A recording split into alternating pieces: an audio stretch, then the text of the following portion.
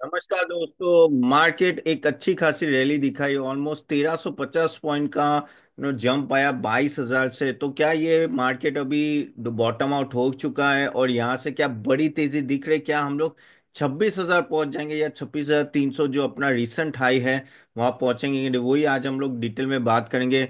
आगे जाने से पहले गाइस, अभी आधे घंटे बाद हम लोग लाइव सेशन होने वाला है 11 बजे सुबह। रविवार को ऑफ कोर्स आज है, तो जरूर अटेंड कीजिएगा। मैं लिंक आपको कमेंट बॉक्स में बात डाल दूंगा। वो पोर्टफोलियो के बारे में हम लोग डिटेल में बात करेंगे।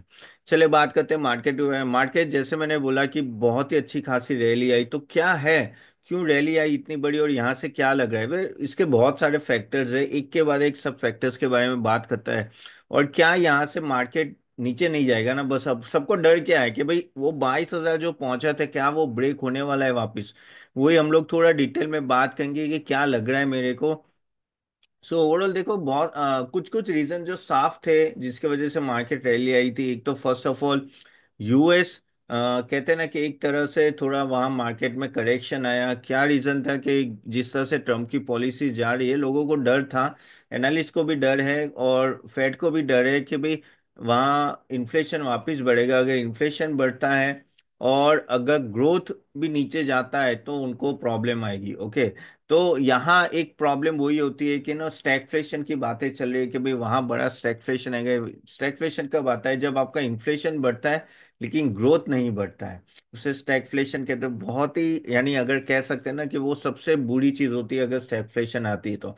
उम्मीद है कि वो शायद आएगी या नहीं आएगी, लेकिन वो बात की बात है। लेकिन हाँ, चांसेस अभी थोड़े रिसेंट डेटा है तो उससे कि प्रोबेबिलिटी कम है, लेकिन हाँ, उसके वजह से मार्केट वहाँ करेक्ट हो रहा है। ऊपर से ट्रम्प जो पॉलिसी अनाउंस करे उसके वजह से ऐसा लग रहा है कि जो महंगाई इतनी बढ़ेगी कि eight the end of the day growth में सस्टेन करना, और जिस तरह से प्रॉफिटेबिलिटी ये सब कंपनीज दे रही है ना, वो मैच नहीं हो रहा है जो जिस तरह से वैल्यूएशन मार्केट का वैल्यूएशन यहाँ है और वो प्रॉफिट और जो रिजल्ट आए ना वो यहाँ है। ओके, तो मिसमैच हो रहा है। इसके वजह से काफी सारे स्टॉक्स में, खास करके जो बड़े बड़े आईटी स्टॉक्स में, उसमें बड़े बड़े करेक्शन आए। एनवीडिया और वो सब आपको पता है 35 से 40% से ऊपर से गिर गए।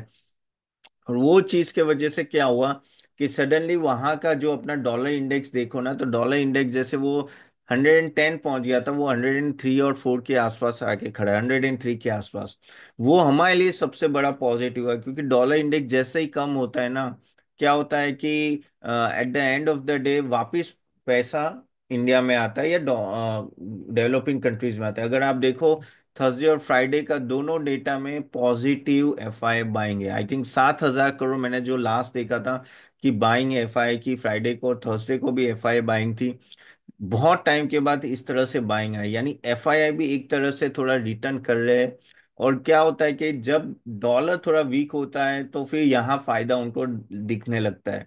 और डॉलर जब वीक होते ही जाता है ना, तो अभी वो $86 है, तो उसकी वजह से क्या होता है कि मनी वापिस डेवलप कंट्री से डेवलपिंग कंट्री में जाता है। तो देखो, मनी अभी कहाँ फ्लो हो रहा है? मैक्सिमम तो ऑफकोर्स चाइना में फ्लो हो रहा है, क्योंकि चाइना की इकोनॉमी बहुत ही अच्छी कर रही है। इंडिया में भी फ्लो होगा प्रोवाइडेड हम लोग क्वार्टरली रिजल्ट अच्छा देंगे। तो अभी आपको पता है कि ये मार्च 31 के बाद फर्स्ट वीक ऑफ अप्रैल से रिजल्ट आने चालू हो जाएंगे, फोर्थ क्वार्टर फाइनेंशियल 25 के। तो उसमें हमें देखना पड़ेगा कि किस तरह से रिजल्ट आ रहे हैं। अगर रिजल्ट अच्छे रहे तो ये मनी फ्लो एफआई का चालू रहेगा, अगर नहीं आए तो वापिस सेलिंग प्रेशर होगा। ठीक है, तो ये चीज अभी क्या हो रहा है कि अभी पहले क्या हो रहा था कि अगर हम लोग 2-3 महीने से पहले की बात करें तो it was like sell India, buy China, buy US. अभी क्या हुआ है कि अभी के सिनारियो में ऐसा हो कि sell US, buy China, buy India. Of course China तो एक कॉमन फैक्टर है क्योंकि उसका वैल्यूएशन बहुत कम है। इंडिया से तो ऑलमोस्ट 30 to 40% इनका वैल्यूएशन कम है, इसलिए वहां मनी फ्लो ज्यादा जा रहा है। सो ये सिनारियो की वजह से एफआई भी वापस आने लगी, तो वो एक बड़ा पॉजिटिव था। और एफआई के वापस आने के भी बहुत सारे कारण है। एक तो अगर आप देखो तो इन्फ्लेशन आया 3.6%, जो 2 और 4 के बीच में जो आरबीआई का टारगेट होता है उसके बीच में आया। So that is a positive thing. अगर इतना इन्फ्लेशन नीचे रहता है तो चांसेस ये होता है कि इंटरेस्ट रेट कट होगा। अप्रैल में। ओके, सो चांसेस है कि अप्रैल में हम लोग इंटरेस्ट रेट कट हो 0.25 बेसिस का। आपको पता है जनवरी में 0.25 बेसिस पॉइंट का कट हुआ था, अप्रैल में होता है। और बातें और भी चल रही कि शायद जून और पूरे ईयर में ऑलमोस्ट 0.75 और ऐड होंगे यहाँ से। सो अगर ये होता है, इंटरेस्ट रेट नीचे जाता है, तो इनडायरेक्टली बहुत सारी साइक्लिकल कंपनीज है या वो सब, उनको डायरेक्टली फायदा होता है। ओके, तो उसके वजह से भी and overall low interest scenario में वापस जीडीपी ऊपर आने लगी, क्योंकि जीडीपी आपको भी पता है कि 5.6 पहुंच गया था, which is very very low. और कुछ तो कुछ होना चाहिए। और इन्फ्लेशन जो पहले कहते हैं ना कि big elephant in the room था, वो अभी धीरे धीरे कम हो रहा है। तो शायद जीडीपी यहाँ से ग्रो हो तो वो एक पॉजिटिव पॉइंट हो। लेकिन at the end of the day GDP grow हो या कुछ भी हो, we are a market participant. तो मार्केट पार्टिसिपेंट को ये देखना है कि क्वार्टरली रिजल्ट कब रिवाइल होते हैं। तो अगर क्वार्टरली रिजल्ट अगर ये Q4 में और Q1 में, मोस्ट प्रोबेबली सब एनालिस्ट सोच रहे कि रिवाइव हो गए। खास करके Q1 में, नेक्स्ट ईयर के Q1, यानी मैं बोल रहा हूँ अप्रैल टू जून का जो क्वार्टर आएगा, उसका रिजल्ट जो जुलाई में आएगा, वहां एक बड़ा रिवाइवल आएगा, ऐसी अपेक्षा रखते हैं। तो वैसे अगर होता है, इसलिए वो रैली इस तरह से कंटिन्यू है। अभी आप बोलोगे लेकिन यार 1350 पॉइंट की इतनी फास्ट रैली कैसे हो गई? क्योंकि देखो वो क्या होता है कि एक तरह से शॉर्ट कवरिंग होती है, क्योंकि बहुत शॉर्ट सिस्टम में होती है। तो शॉर्ट सिस्टम जैसे ही थोड़ी भी अगर बाइंग आने लगती है, तो शॉर्ट घबरा के फिर वो अपनी पोजीशन कवर करते हैं, और अपनी पोजीशन कवर करते हैं, तो आप सडनली इतनी बड़ी रैली थी। तो ये एक तरह स्प्रिंग की तरह काम करता है। दूसरा एक पॉजिटिव पॉइंट जो इंडिया के लिए अभी तक रहा है, वो है ऑयल प्राइसेस। अगर ऑयल प्राइसेस देखो 71 डॉलर के आसपास है, तो वो भी बहुत ही अपने लिए बेटर रहा है। क्योंकि अगर ऑयल नीचे रहते हैं तो इन्फ्लेशन, फुल चांसेस है कि इन्फ्लेशन नीचे ही रहेगा। लेकिन ऑयल अगर अब वापिस 85-90 के ऊपर जाने लगा, तो अपना प्रॉब्लम है। And this is what you have to understand. ठीक है, देखो बहुत सारे बजट में भी अनाउंसमेंट हुए थे, जैसे 12 लाख का tax exemption and all that. तो वो एक पॉजिटिव है कि अगर ये इस तरह का टैक्स एग्जम्पशन आता है, तो आ गया है एक्चुअली, तो वो आगे जाके 3 महीने, 6 महीने, साल में आपको कंज्यूमर ड्यूरेबल्स और उसमें बाइंग दिखेगी। और वो इकोनॉमी में बेटर रहेगा कि इकोनॉमी अगर मनी सप्लाई आता है तो बेटर रहता है। प्लस आरबीआई ने ये जो अभी बीच में काफी हद तक मनी सप्लाई स्टार्ट की हुई है, तो money supply almost 1.4 trillion rupees की ऑलमोस्ट मनी सप्लाई की है। तो उसके वजह से भी लिक्विडिटी जैसे मार्केट में आती है, तो एक तरह से तेजी होती है। तो ऑयल नीचे रहना, ठीक है, और लिक्विडिटी बढ़ना, ये सब वापस और एक पॉजिटिव पॉइंट है जो इंडिया मार्केट को हेल्प कर रहे हैं। देखो ये क्या होता है, मार्केट जो होता है ना, वो 3 महीना, 6 महीना, साल का पहले से डिस्काउंट करके रखता है। और मार्केट को लग रहा है कि हाँ भाई यहाँ से ठीक ठाक रहेगा, एंड इसलिए आप इस तरह की तेजी देख रहे हो। अभी इसका मतलब क्या कि हमें फुल ऑन बाय कर देना चाहिए? देखो बाय करना तो आप कर सकते हो, फुल ऑन करना हो तो। लेकिन फुल ऑन की जगह अगर आप स्टैगर्ड मैनर में करना है, वो भी कर सकते हो। लेकिन एक तरह से ऐसा लग रहा है कि 22,000 एक बॉटम सेट हो चुका है। अब 22,000 से शायद ही हम लोग नीचे जाएंगे, unless unless something goes wrong completely. क्योंकि जो सेलिंग प्रेशर आना था वो आया है, और मेनली तो डीजल एक बार आना चालू हुए तो बेटर है। अभी आप बोलोगे तो क्या इसका मतलब हम लोग सब कुछ बाय करें? देखो अभी ये रैली में, ये जो रैली आई उसमें लार्ज कैप ने बहुत बड़ा पार्ट लिया है। स्मॉल कैप मिड कैप भी अच्छे खासे बड़े हैं। ऐसा नहीं है कि वो भी, अगर हम लोग बात करें तो 7% ज्यादा, स्मॉल कैप भी 8% ज्यादा पड़ा है। लेकिन तो भी थोड़ा स्केप्टिकल रहते हैं लोग यहाँ। और यहाँ अभी क्या हो रहा है कि अभी ऐसा नहीं कि गधे घोड़े सब दौड़ रहे हैं, अभी नहीं, अभी सिर्फ घोड़े दौड़ रहे हैं। और वो घोड़ा कौन सा है आपको देखना पड़ेगा। आप स्मॉल कैप, माइक्रो कैप या लार्ज कैप उसमें सब देखते हो तो, भाई द वे, आपको वो घोड़ा ढूंढना है तो हम लोग आपकी हेल्प कर सकते हैं। हमारे स्टॉक रिकमेंडेशन सर्विस की लिंक मैंने दी है, वो जरूर आप जाके देख सकते हो। और जैसे मैंने बोला, आधे घंटे के बाद we have a live session 11 बजे रविवार को सुबह, तो आप प्लीज प्लीज वो अटेंड कीजिएगा।